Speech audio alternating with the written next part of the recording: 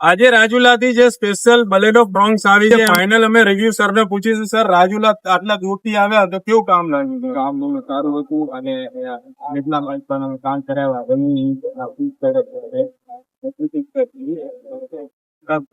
સારું જ્યાં રાજુલા જે જોવે છે અમરેલી રાજુલા એ બધા આવું જોઈએ.